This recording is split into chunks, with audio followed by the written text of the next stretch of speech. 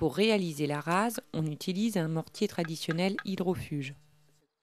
Le premier rang doit être posé de niveau afin de vérifier l'alignement et l'horizontalité du Technibloc, ce qui garantit la rapidité et la qualité de la mise en œuvre. Les parois de notre maison sont réalisées en bloc béton. Nous avons choisi le Technibloc, qui est un produit calibré et rectifié de face, résistance mécanique B60. C'est un produit qui est composé de blocs standards et de blocs modules. Les blocs standards sont des blocs qui font 20, 25, 50. Les blocs modules nous permettent de faire le calpinage horizontal à l'aide de blocs qui font 15 cm, 20 cm et 30 cm de long.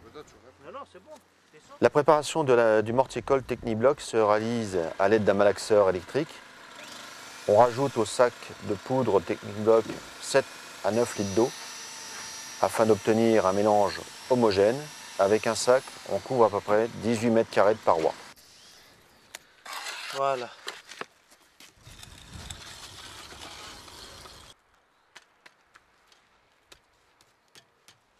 L'utilisation du Technibloc pour nous les maçons est plus simple et plus pratique. On a besoin de moins de matériaux. Ça évite la problématique du transport de la bétonnière sur les chantiers. C'est plus facile et plus propre que la brique. En gros, le Technibloc, ça se pose tout seul. Toutes nos réalisations Maisons de l'Avenir sont faites aujourd'hui en bloc béton, même nos maisons BBC. Et là, avec l'intermédiaire de TPM, ils nous ont proposé de tester un nouveau parpaing, donc le Technibloc. L'avantage de ce produit, c'est qu'on utilise une colle Technibloc.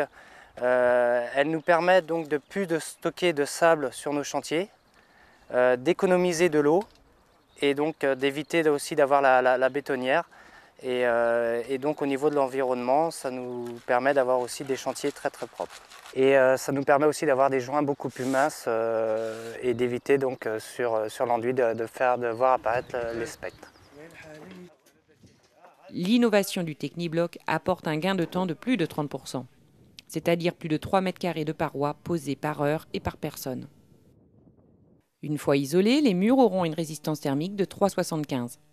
Rendez-vous dans notre prochaine séquence pour la réalisation du plancher intermédiaire et des pignons.